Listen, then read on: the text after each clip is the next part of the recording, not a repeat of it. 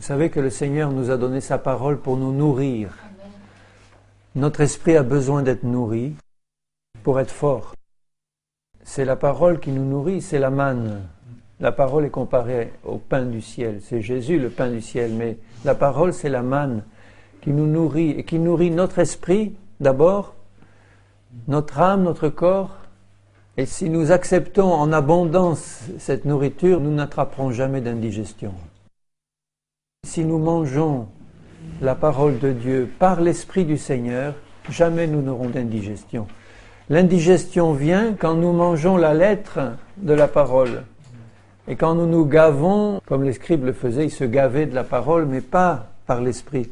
Tandis que quand nous ouvrons notre esprit à la source d'eau vive qui est la parole, nous pouvons en absorber tant que nous voulons. Nous ne serons jamais malades de trop manger de la parole.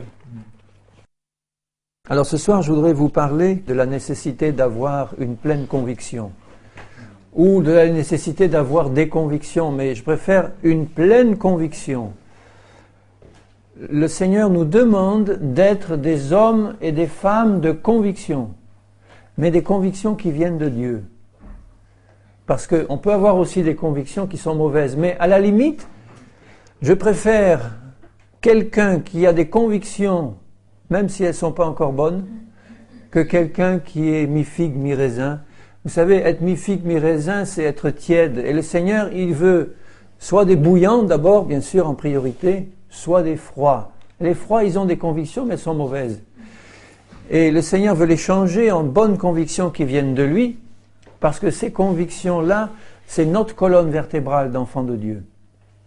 Quand nous rencontrons des enfants de Dieu qui n'ont pas vraiment la conviction de la parole de Dieu dans leur cœur, eh bien ça fait des enfants de Dieu tièdes, des enfants de Dieu qui ne tiennent pas ferme dans le vent et dans l'épreuve.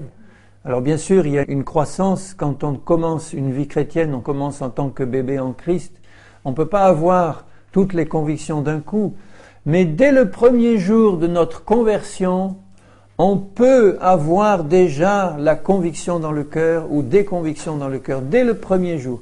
Quand le Saint-Esprit vient sur nous, qui nous convainc de péché, nous sommes déjà, dès le premier jour, convaincus d'une chose, c'est que nous sommes des pécheurs et que nous sommes destinés naturellement, si nous n'avons pas Christ dans nos vies, à la mort de l'enfer pour toujours. Ça, c'est une conviction que le Saint-Esprit donne. Toutes les convictions qui nous viennent de Dieu nous sont données par le Saint-Esprit, évidemment par la parole. Et dès le premier jour, nous devons avoir ces convictions.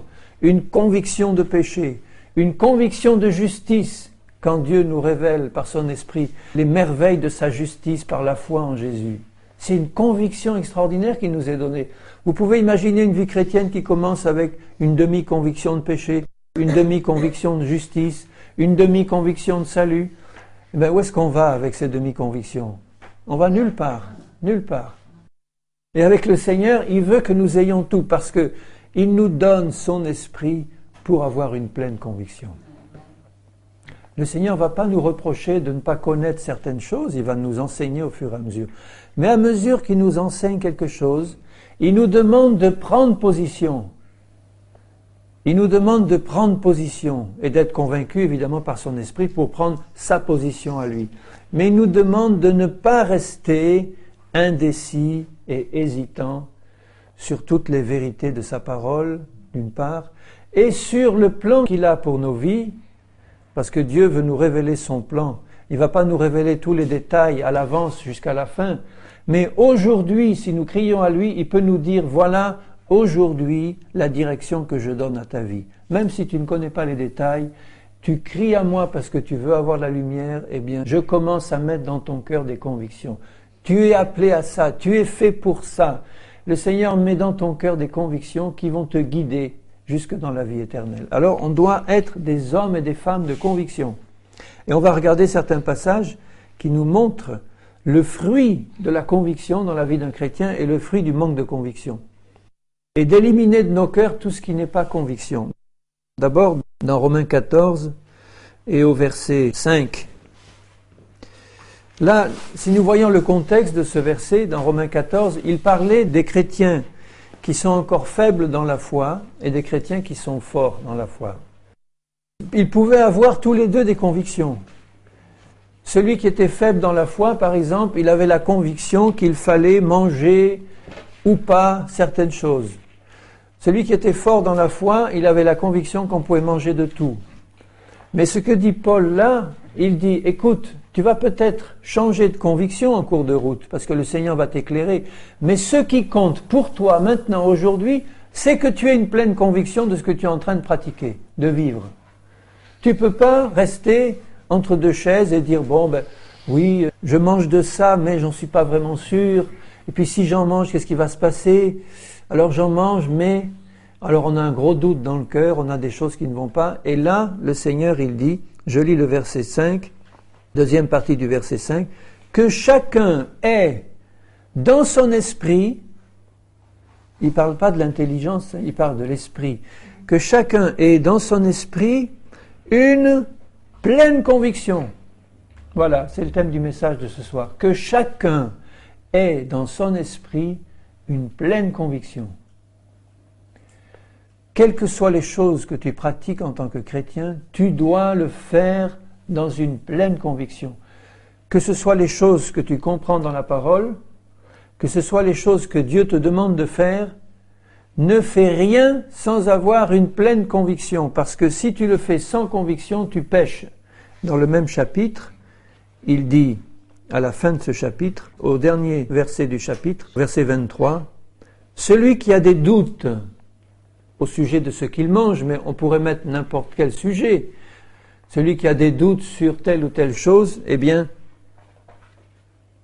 il est condamné. » Et le mot grec, c'est encore plus fort, c'est damné. C'est fort, hein? Alors, évidemment, ça ne veut pas dire que si tu hésites à manger un plat, tu vas être damné.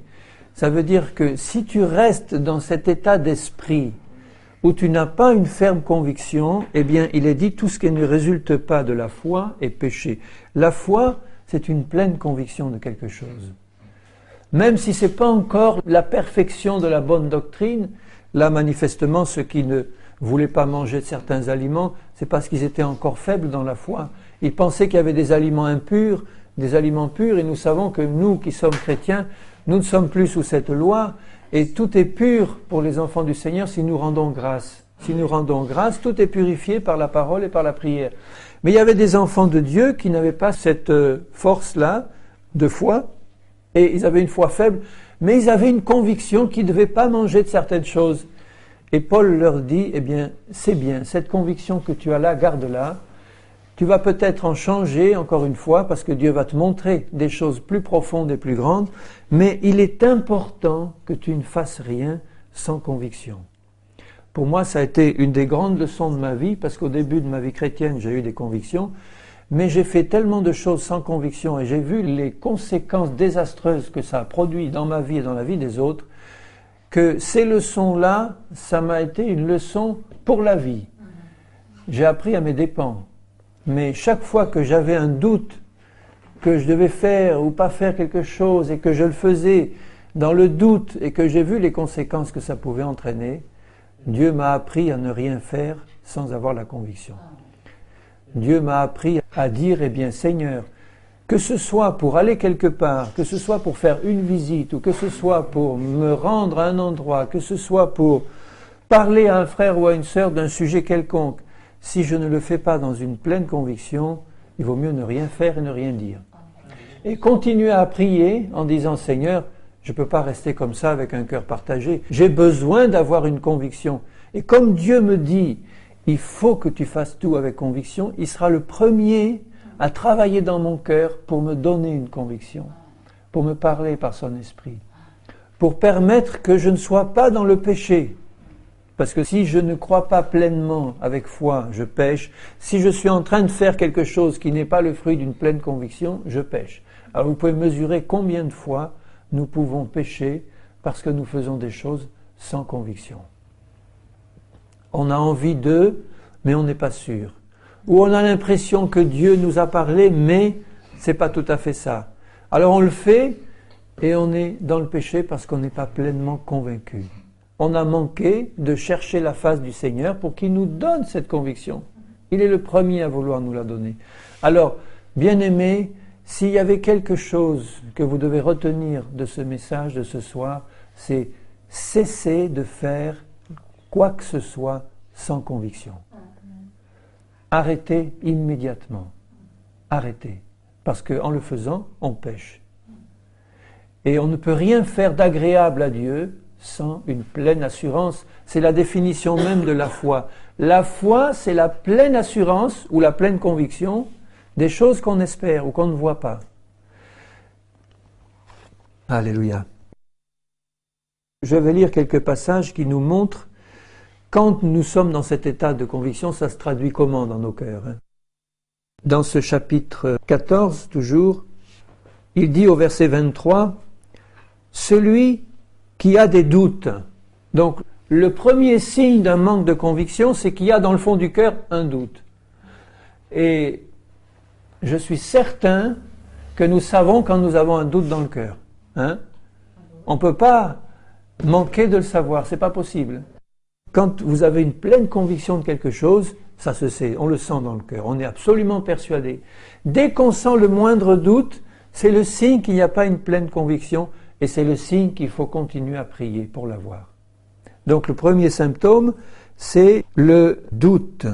Et puis dans le même verset, celui qui a des doutes au sujet de ce qu'il mange est condamné. Et le deuxième symptôme, c'est un esprit de condamnation. On n'a pas la paix intérieure, il y a quelque chose qui nous ronge. On sent que quelque part dans notre relation avec Dieu, il y a quelque chose qui ne va pas. C'est un esprit de condamnation. Et je crois que cet esprit-là est différent de l'esprit de condamnation que donne le diable, qui essaie de nous culpabiliser.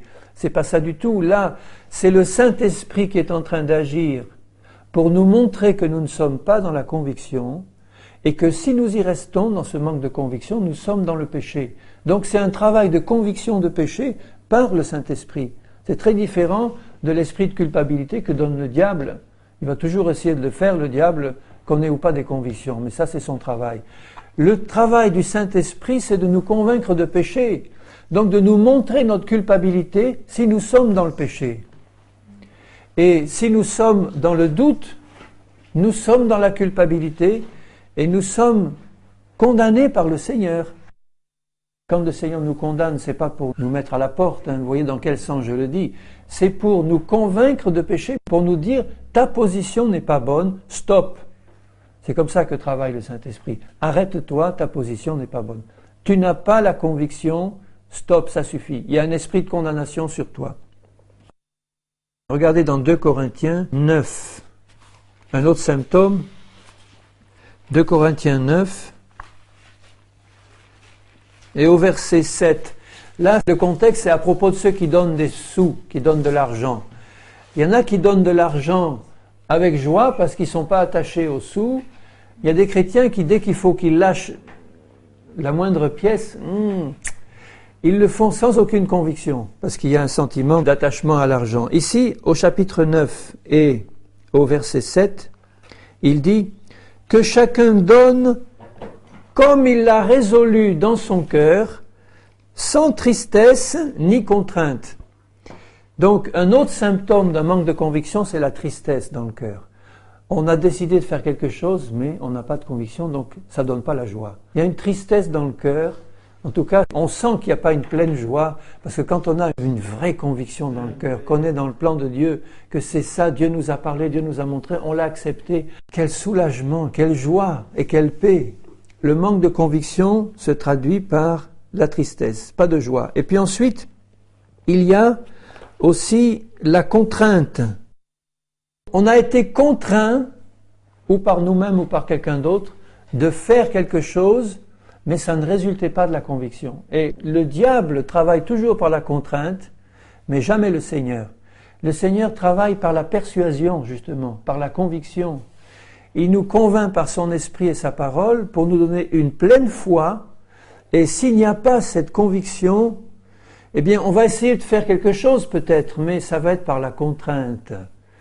Soit pour faire plaisir à quelqu'un, soit parce qu'on a été forcé par quelqu'un de faire quelque chose, et on ne l'a pas accepté librement par un acte, comme il dit, un acte résolu de notre volonté, Parce qu'il peut y avoir une contrainte sur toi, tu l'examines, et puis tu dis, bon, je décide moi-même, avec une pleine conviction, de faire ce qu'on me demande de force de faire. Rappelez-vous Matthieu, le sermon sur la montagne, où il dit, si on te force à faire 1000, ben fais-en 2. Il a pleinement accepté la contrainte, mais avec un cœur entier, et il a dit, ah bon, tu le veux, t'en auras le double. Alors que si on est forcé de faire quelque chose, mais on n'accepte pas vraiment, on n'a pas une pleine conviction, là on pêche, parce qu'on n'est pas dans le plan vraiment du Seigneur. On n'est pas dans la foi et dans la conviction. Dans 1 Corinthiens 7, c'est le chapitre sur le mariage et les relations au sein du mariage, etc. Il parle des pères qui décident ou pas de garder leur fille vierge. Ce n'est pas le thème du sujet, mais c'est l'esprit dans lequel il le fait.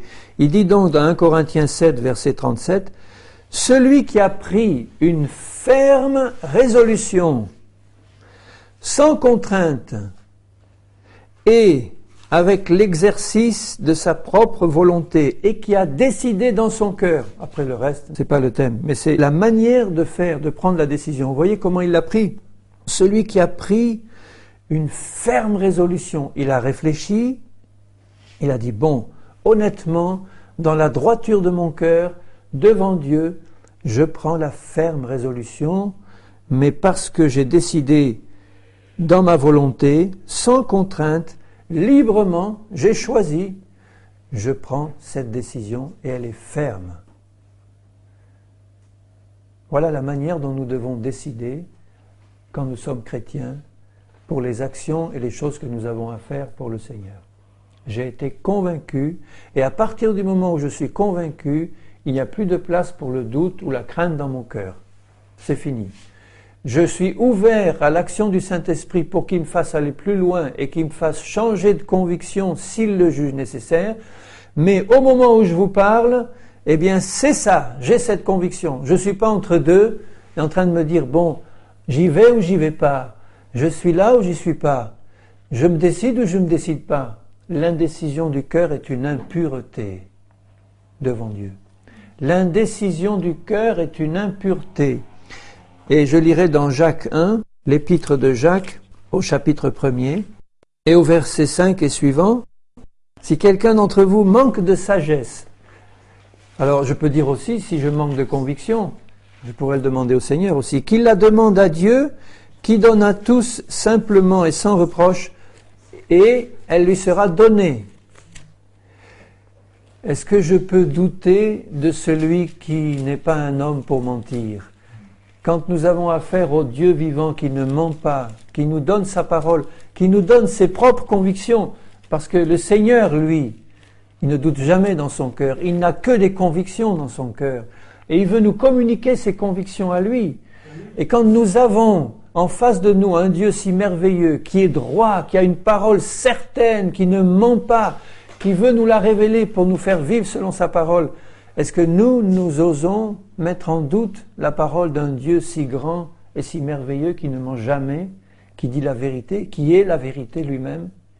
Et c'est pour ça que quand nous nous approchons de ce Dieu-là, qui veut nous remplir de ses convictions, de sa parole, de sa foi, de son amour, etc., il veut éliminer de nous tout doute, toute impureté de l'indécision.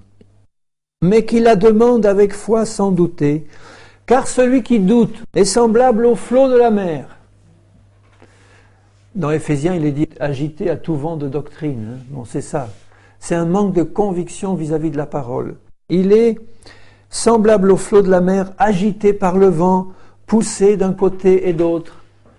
Vous voyez la situation de ce chrétien-là, ou de cette chrétienne, poussé par le moindre vent qui souffle, ça y est, il va dans le sens. La dernière personne qui a parlé, il l'a convaincu, et puis la suivante va lui convaincre du contraire, il est là, ballotté. Alors, c'est peut-être valable ça quand on est un bébé en Christ, mais très vite le Seigneur veut nous faire grandir et éliminer de nos cœurs toutes ces hésitations et ces manques de conviction. Il vaudrait mieux chasser tous les doutes de notre cœur et ne garder que 2 ou 3 convictions, mais alors des solides. Eh bien, ça suffit pour marcher droit avec le Seigneur. Et il va en rajouter des convictions au fur et à mesure qu'on avance avec lui.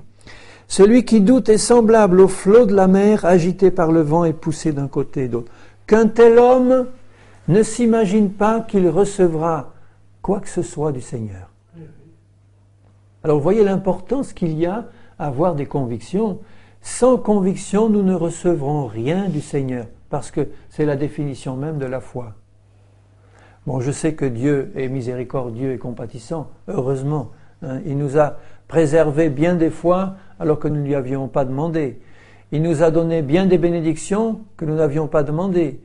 Mais le Seigneur veut, à mesure que nous grandissons, faire de nous des hommes et des femmes de conviction, parce que ce sont ceux-là qui vont bouger le monde, qui vont bouger Satan, qui vont bouger l'Église au nom du Seigneur, parce que ce seront des instruments entre les mains du Seigneur. Et il dit un peu plus loin, au verset 8, « C'est un homme irrésolu, inconstant dans toutes ses voies. » Et le mot grec pour irrésolu, c'est partagé, un cœur partagé, un pied à droite, un pied à gauche, comme celui qui hésite à s'engager avec le Seigneur pleinement, qui a un pied dans le monde, qui a un pied avec le Seigneur. Il est là, irrésolu, il ne sait pas qu'est-ce qu'il faut faire, qu'est-ce qu'il ne faut pas faire. Il est dans le péché en attendant.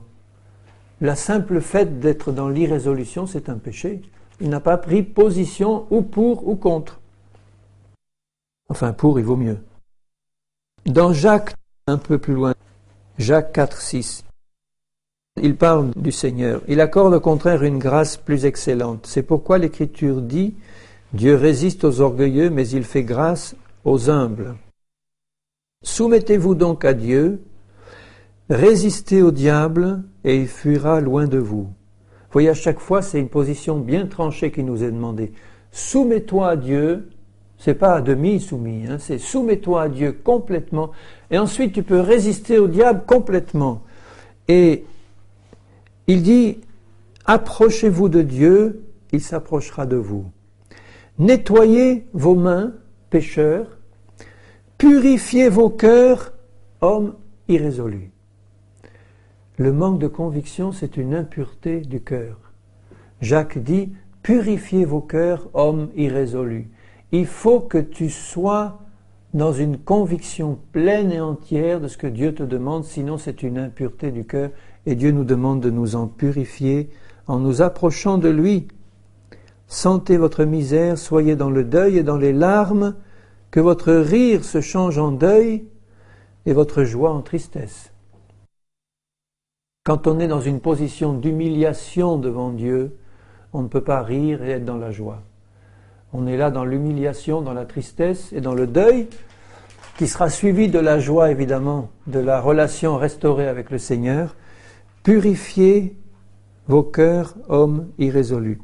Et vous voyez que Dieu s'adresse à nous pour le faire. C'est pas lui qui va le faire, c'est lui qui le fait par le sang de Jésus. Mais si nous ne voulons pas purifier nos cœurs de toute irrésolution, c'est pas Dieu qui va nous forcer à le faire.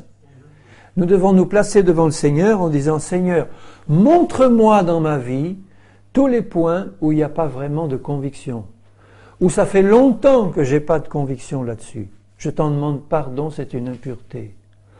Alors, ou bien je veux enlever ça tout à fait de mon cœur en attendant de l'avoir, j'y pense plus, je mets ça de côté, je mets ça entre parenthèses, ou alors je me place vraiment devant toi pour te chercher dans la prière, parce que toi, tu as la conviction sur ce sujet-là, et tu vas me la donner, Seigneur. J'en ai besoin. C'est ça qui s'appelle purifier nos cœurs de toute impureté de l'indécision. David dira dans le psaume 119, au verset 113, une parole très forte, et tout le psaume 119, c'est le psaume de la parole de Dieu. Dans tous les versets, sauf 2, je crois, il est question de la parole, de la loi du Seigneur, de ses préceptes, de ses commandements. Je hais les hommes indécis et j'aime ta loi. Je hais les hommes indécis. Vous voyez la parole dans la bouche de David, je hais les hommes indécis. Alors ça veut dire que là, il parlait inspiré par le Saint-Esprit, et je pense que là, il y a un sentiment que Dieu éprouve aussi vis-à-vis de ceux qui restent dans l'indécision. Puisque nous ne pouvons pas être agréables à Dieu si nous ne sommes pas dans la foi. Nous déplaisons à Dieu si nous ne sommes pas dans la foi. Nous déplaisons à Dieu si nous sommes indécis, si nous n'avons pas de conviction. Je hais les hommes indécis et j'aime ta loi. Vous voyez le contraste là. Le fait d'aimer la parole de Dieu donne des convictions. Et celui qui est indécis, c'est celui qui n'aime pas la loi de Dieu. parce que la parole de Dieu donne des convictions. Alors, nous n'avons pas d'excuse à ne pas avoir de conviction sur les sujets que Dieu nous explique dans sa parole, sur tous les sujets, que ce soit le salut. Un manque de conviction sur le salut, c'est fatal. Mais il y a une foule de doctrines et de sujets où nous devons avoir la conviction de Dieu qui est dans sa parole. Vous voyez les divisions entre chrétiens sur toutes les grandes doctrines de la parole, que ce soit du baptême du Saint-Esprit, du mariage, du divorce, du remariage, de l'organisation de l'Église, de la manière dont les pasteurs, les ministères doivent s'exercer, etc., etc., etc. Il y a des pratiques complètement différentes d'une Église à l'autre. Ce que le Seigneur veut, c'est que nous ayons une pleine conviction. Et vous savez, quand on a une conviction qui n'est pas vraiment celle du Seigneur, elle ne va pas durer. Parce que le Seigneur veut nous faire passer de conviction en conviction pour nous faire correspondre à sa conviction à lui. Donc si jamais dans le cœur nous avions des convictions qui n'étaient pas pleinement du Seigneur, et si nous sommes fidèles et que nous désirons avancer avec Dieu, nous ne resterons pas longtemps dans cette conviction qui est différente de celle du Seigneur. Il va nous approuver parce que nous avons une conviction, mais il va dire, ta conviction, elle a besoin d'être modifiée parce que ma parole ne t'a pas encore été révélée pleinement sur ce sujet-là. Alors je vais te la révéler et tu vas recevoir une nouvelle conviction qui correspond à celle du Seigneur. Et là, tu es inébranlable pour l'éternité. Quand tu as reçu cette conviction du Seigneur, tu ne bouges plus parce que Dieu est éternel, sa parole est éternelle. Tu as compris que c'était ça, tu y restes. Et là, tu peux résister aux tempêtes et aux tentations et aux attaques qui viennent de l'extérieur. Tu as fondé ta foi sur la parole, tu as reçu la révélation de la vérité. Tu ne broncheras plus, quelles que soient les attaques extérieures. Tu sais que c'est la vérité, c'est ça, tu ne bouges plus. Donc cette assurance qui nous est demandée par le Seigneur, qui s'appelle la foi, c'est ça, la conviction, c'est la foi, c'est un signe de justice dans nos vies. De la même manière que le manque de conviction est un signe d'impureté, c'est un état d'impureté, la présence d'une pleine conviction dans ma vie, c'est un signe de justice. Vous vous rappelez ce qui est dit dans Acte 4 ? Ils font cette prière dans Acte 4 et ils disent « Seigneur, donne-nous d'annoncer ta parole avec une pleine assurance, une pleine conviction. » Vous pouvez imaginer un chrétien ou un serviteur de Dieu témoignant ou annonçant la parole avec un manque de conviction. Ça ne marche pas. Ça se sent immédiatement. Ça se sent. N'importe qui peut le sentir, que c'est fade ce que tu es en train de dire. Tu n'as pas une pleine conviction dans le cœur et tu ne peux pas transmettre ta conviction parce que tu ne l'as pas. Mais quand tu dis, Seigneur, donne-moi d'annoncer ta parole avec une pleine assurance, Dieu va te révéler les choses qu'il a prévues et il va te donner cette conviction. Et vous voyez les résultats, je relis ce passage dans Acte 4. Quand il prie au verset 29 et 30, « Maintenant, Seigneur, vois leur menace, donne à tes serviteurs d'annoncer ta parole avec une pleine assurance, une pleine conviction, en étendant ta main pour qu'il se fasse des guérisons, des miracles et des prodiges par le nom de ton Saint-Fils Jésus. » Quand ils eurent prié, le lieu où ils étaient rassemblés trembla, ils furent tous remplis du Saint-Esprit, et ils annonçaient la parole de Dieu avec assurance, et on voit tous les miracles et les signes qui l'accompagnaient. Parce qu'ils ont prié, qu'ils l'ont reçu, ils ont été remplis du Saint-Esprit, et ils annonçaient la parole avec assurance. Donc, la conviction qui nous est donnée par le Seigneur est le résultat de la justice que nous donne la présence du Saint-Esprit en nous. On est rempli du Saint-Esprit, on ne peut pas faire autre chose que d'être un homme et une femme de conviction. Plus on est rempli du Saint-Esprit, plus on a des convictions données par le Seigneur. Et c'est un signe aussi, quand nous regardons la vie de nos frères et de nos sœurs, si nous les regardons ballottés, indécis, eh bien on peut les aider en leur disant « mais il faut que tu recherches le Seigneur pour être rempli davantage de ton esprit ». Si tu as cette indécision dans le cœur, c'est qu'il te manque la présence du Saint-Esprit qui donne l'assurance et qui donne la conviction. Recherche et demande à Dieu la plénitude, il va te la donner. Il le veut, le Seigneur. Et dans Acte 14 et au verset 3, il est dit de Paul et de Barnabas, ils restèrent cependant assez longtemps à Icône, parlant avec assurance, appuyés sur le Seigneur. Évidemment, le Seigneur, il est solide. Quand on est appuyé sur lui, on ne bronche pas. Qui rendait témoignage à la parole de sa grâce et permettait qu'il se fît par leurs mains des prodiges et des miracles. Toujours le même contexte. Il a affaire à des hommes résolus qui leur ont donné leur vie entière au Seigneur, qui sont entre ses mains des instruments entièrement consacrés, qui ont le cœur rempli de conviction. Et à ce moment-là, Dieu se réjouissait à confirmer cette parole qui était annoncée avec une pleine assurance par des guérisons, des signes, des miracles, etc. Dans les Proverbes, je lirai quelques versets. Proverbe 1 et au verset 33, « Celui qui m'écoute reposera avec assurance. » J'aime bien l'association des deux termes, parce que l'assurance donne du repos. Une conviction donne du repos de l'âme. Quand vous avez dans le cœur une pleine conviction qui vous est donnée par la parole, quel repos! On n'est pas torturé, on n'est pas tiraillé, on est dans l'assurance du repos. Celui qui m'écoute, vous voyez la condition pour avoir cette assurance, celui qui m'écoute, c'est ça la justice du Seigneur. Un cœur ouvert à la parole de Dieu qui écoute le Seigneur et qui dit « Parle Seigneur, ton serviteur écoute ». Le Seigneur te parle et cette parole te donne la foi et la conviction. Et il vivra tranquille et sans craindre aucun mal. Si tu as encore de la crainte dans le cœur, confesse ça au Seigneur comme un manque de conviction. Dis Seigneur, tu vois, sur ce point, j'ai encore des craintes dans mon cœur, j'ai encore des angoisses et des craintes. Seigneur, remplace-les par une pleine conviction pour que je repose en paix, que ce soit sur ma couche ou que ce soit en pleine activité, que je sois tranquille et sans craindre aucun mal parce que tu es mon bon berger. Dans Proverbe 3, à côté, au verset 21, « Mon fils, ma fille, que ces enseignements de ma parole ne s'éloignent pas de tes yeux, garde la sagesse et la réflexion, elles seront la vie de ton âme, l'ornement de ton cou. » Ce n'est pas des colliers d'or, l'ornement de notre cou, c'est l'enseignement du Seigneur qu'on a là.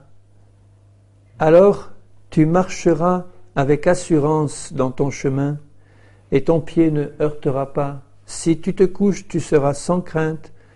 Quand tu seras couché, ton sommeil sera doux parce que c'est un sommeil plein de conviction. Plein de conviction. Seigneur, je sais, parce que ta parole me le dit, tu es là.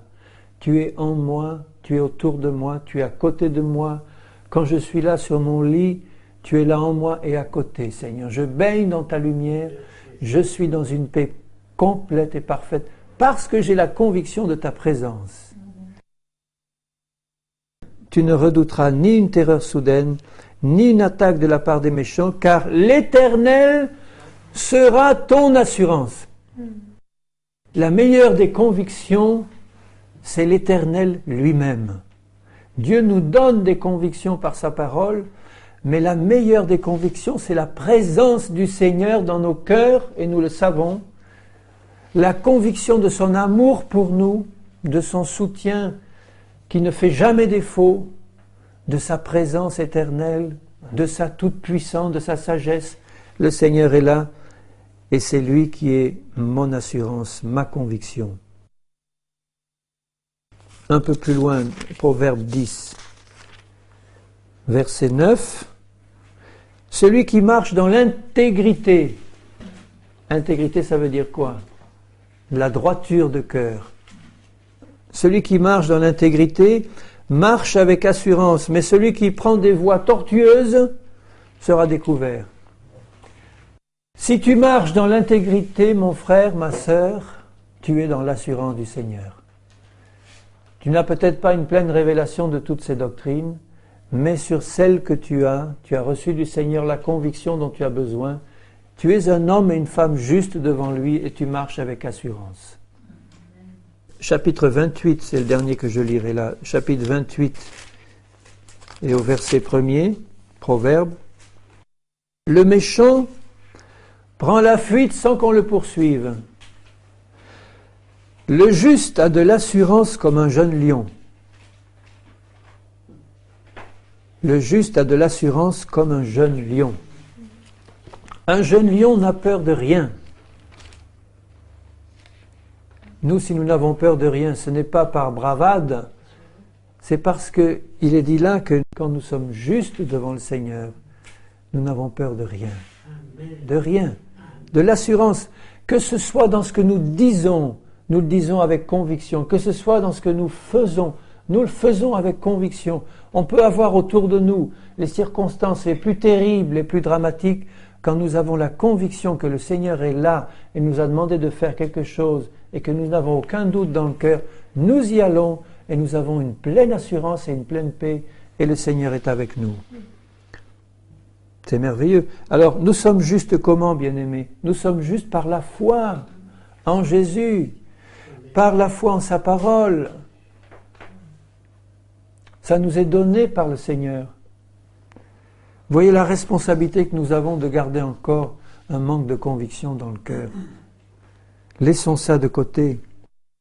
Je lirai dans 2 Corinthiens 3 quelques versets maintenant qui vont nous fortifier dans la manière de garder cette assurance, de la voir et de la garder. Dans 2 Corinthiens 3, au verset 4, cette assurance-là, cette conviction-là, nous l'avons par Christ auprès de Dieu.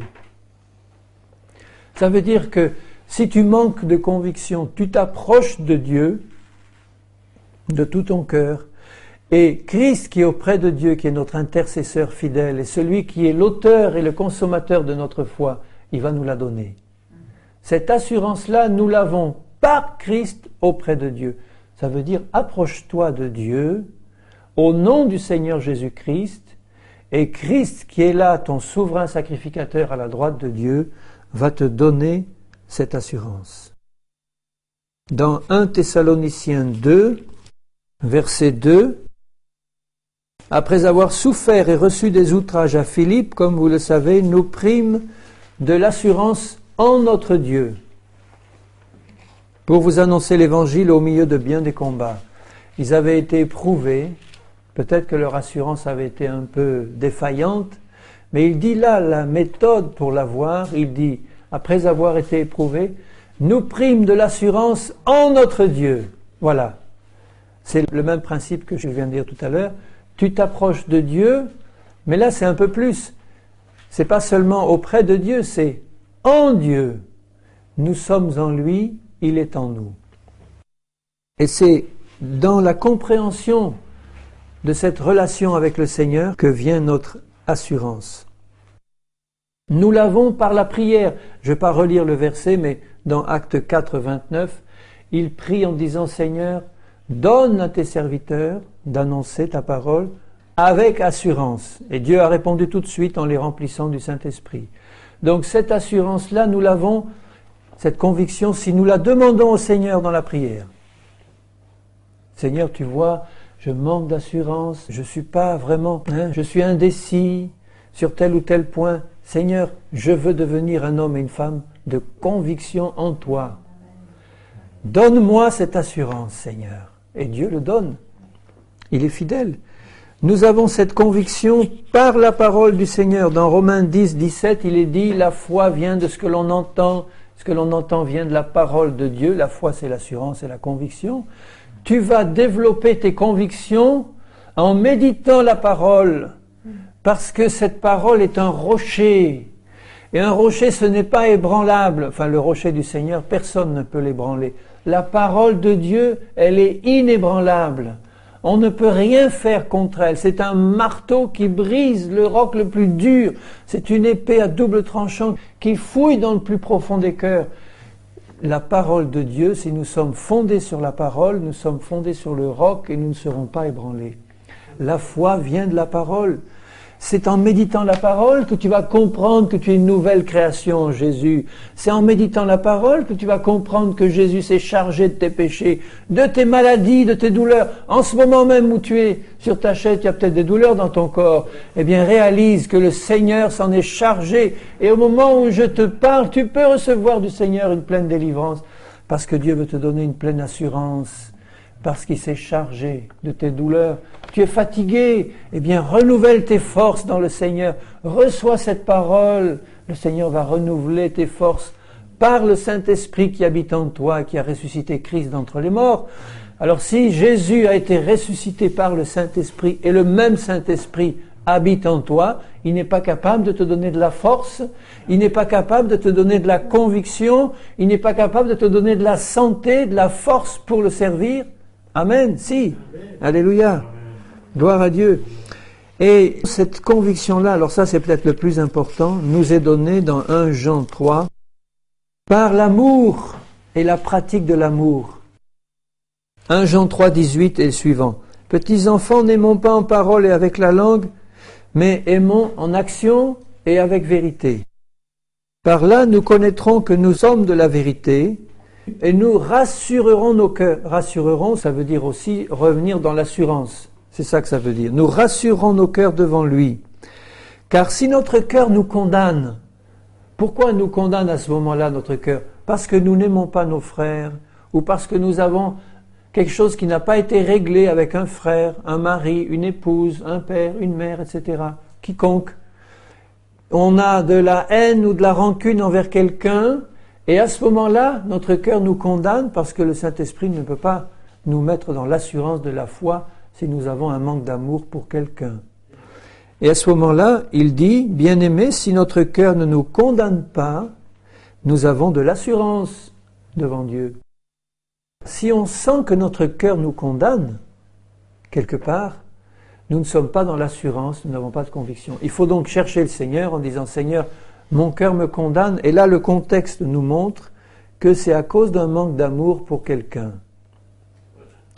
Donc il faut vraiment régler ça devant le Seigneur. Que personne n'ait dans le cœur la moindre rancune, la moindre animosité, la moindre haine contre ceux qui nous ont fait du mal et qui nous ont maltraités.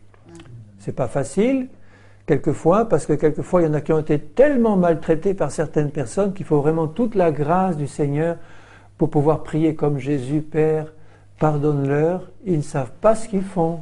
S'ils le savaient, ils ne le feraient pas. S'ils savaient quel mal ils se font, ils te font et ils font aux autres, en agissant comme ça, ils ne le feraient pas. Alors ouvre leurs yeux et pardonne-leur, Seigneur, moi je leur pardonne de tout mon cœur. Et à ce moment-là, au verset 22, il est dit, si nous avons cette assurance parce que nous n'avons pas de haine, quoi que ce soit que nous demandions, nous le recevons de lui, parce que nous gardons ses commandements et que nous faisons ce qui lui est agréable. Et c'est ici son commandement, que nous croyons au nom du Fils de Dieu, Jésus-Christ, et que nous nous aimions les uns les autres. Alors ça c'est important. Donc je répète, cette assurance, nous l'avons par Christ auprès de Dieu, nous l'avons en Dieu, nous l'avons par la prière, par la méditation de la parole, nous l'avons par la pratique de l'amour chrétien entre nous et envers tous. Et quand nous avons cette assurance, elle nous fortifie, nous sommes fortifiés par l'assurance que nous avons dans le cœur, elle nous donne du succès, l'assurance, parce que la foi produit toujours le résultat que Dieu veut qu'elle produise. L'assurance nous donne le succès en Christ. Évidemment, ce n'est pas le succès du monde, mais c'est l'accomplissement des promesses du Seigneur. Rappelez-vous, notre père Abraham, qui n'a pas douté, il était rempli de cette assurance que Dieu pouvait accomplir sa promesse. Il n'a pas regardé à son corps décati qui s'abîmait chaque jour qui passait. Il est resté dans cette conviction que ce que Dieu promet, il peut aussi l'accomplir. Et cela lui fut imputé à justice. C'est à cause de ça qu'il a été déclaré juste. Et c'est à cause de ça qu'il a reçu le bénéfice de la promesse. Alors faisons comme lui, car il n'est pas un homme différent de nous. Nous sommes de la même nature que lui. Et nous avons en plus la nouvelle nature que Dieu nous a donnée. Et je terminerai par 2 versets dans Hébreux. Cette assurance, cette conviction nous permet d'être secourus dans tous nos besoins. Hébreux 4, verset 16. Et le contexte montre que c'est grâce à l'appui et au soutien du Seigneur Jésus que nous pouvons avoir cette assurance, parce qu'il est dit « Approchons-nous donc », parce que nous avons un grand souverain sacrificateur qui a compati à nos faiblesses, qui est venu sur terre prendre un corps de chair comme nous, qui a connu les mêmes souffrances que nous, les mêmes problèmes que nous et qui a vaincu. Il est dit « Approchons-nous avec assurance du trône de la grâce afin d'obtenir miséricorde et de trouver grâce pour être secourus dans tous nos besoins. » L'assurance nous permet de trouver miséricorde, de trouver grâce auprès de Dieu et d'être secourus dans tous nos besoins. Alors n'ajoutez pas sauf celui-là ou celui-là parce que ça fait des années que ça dure et je n'ai pas encore vu. Non, approche-toi du Seigneur avec assurance, l'assurance qu'il te donne lui-même, et tu vas être secouru, tu vas trouver grâce auprès de lui, tu vas trouver miséricorde auprès de lui, tu vas être secouru dans tous tes besoins. Un peu plus loin, il est dit, Hébreux 10, verset 35, « N'abandonnons pas cette assurance, cette conviction. Cette conviction, tu peux l'abandonner si tu recommences à quitter Jésus des yeux et quitter sa parole des yeux. La conviction va tomber. C'est fragile. » Il est dit là, Hébreux 10, 35, « N'abandonnez pas votre assurance à laquelle est attachée une grande rémunération, car vous avez besoin de persévérance. » Nous avons besoin de persévérer dans l'assurance. Il faut l'avoir, la conviction, mais il ne faut pas l'avoir pour un soir. Nous avons besoin de persévérer, d'entretenir cette assurance en permanence par une communion étroite avec le Seigneur, avec son esprit et sa parole. Ne l'abandonnons pas, parce que justement c'est cette conviction-là qui va amener la réalisation de ce que Dieu m'a promis. Et vous obtiendrez ce qui est promis. Encore un peu de temps, celui qui doit venir viendra. Il ne tardera pas et le juste vivra par la foi. Alors, bien-aimés, soyons des hommes et des femmes de conviction. Ne faisons plus rien sans conviction. Si ce soir, tu as décidé de faire quelque chose et que tu n'es pas dans une pleine conviction, ne le fais pas. Je t'en supplie, ne le fais pas. Ou alors passe la nuit à prier pour que tu l'aies. C'est là le conseil que je te donne, sinon tu es dans le péché. Mets de côté tout manque de conviction.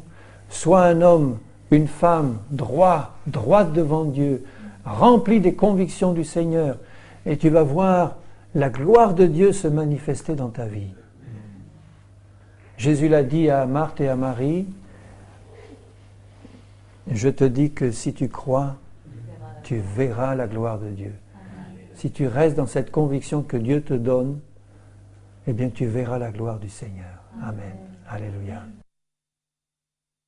Et on peut s'attendre à la voir encore ce soir parmi nous, par des exaucements, par des renouvellements de nos forces, par la réception de convictions que nous n'avons pas encore sur des sujets précis. Passons un moment à prier devant Dieu, à nous approcher du trône de la grâce. Dieu va nous remplir de convictions, de foi. Il va nous renouveler dans notre vie spirituelle et physique. Et nous allons repartir, requinquer physiquement, spirituellement pour sa gloire. Alléluia. Merci Seigneur. Je suis dans la joie Seigneur quand tu me donnes la grâce de prêcher ta parole. C'est vraiment une grâce Seigneur. Je désire que nous soyons tous des hommes et des femmes de conviction. Seigneur, sur tous les sujets que nous donne ta parole, surtout Seigneur, que tu nous donnes dans ta grâce, d'avoir des convictions qui viennent de toi, de ton cœur, de ta parole, que nous ne fassions rien sans avoir une pleine conviction qui vienne de toi, pour que ton nom soit glorifié, Seigneur. Pour que ton nom soit glorifié, pour que le monde puisse voir ton Église en marche, Seigneur, une Église remplie de ta foi, de ta conviction, de ton amour, de ta grâce, débarrassée de toutes les impuretés, des doutes, des craintes, Seigneur, de ces choses qui déshonorent ton nom dans nos cœurs, Seigneur. Je te prie que tu nous laves dans le sang de l'agneau. Moi le premier, Seigneur, lave-moi et place dans mon cœur, dans le cœur de mes frères, de mes sœurs, tes convictions à toi, Seigneur. ta conviction céleste. Père, je te le demande au nom de Jésus et je te remercie. Merci de nous rendre inébranlables en toi. Amen. Amen.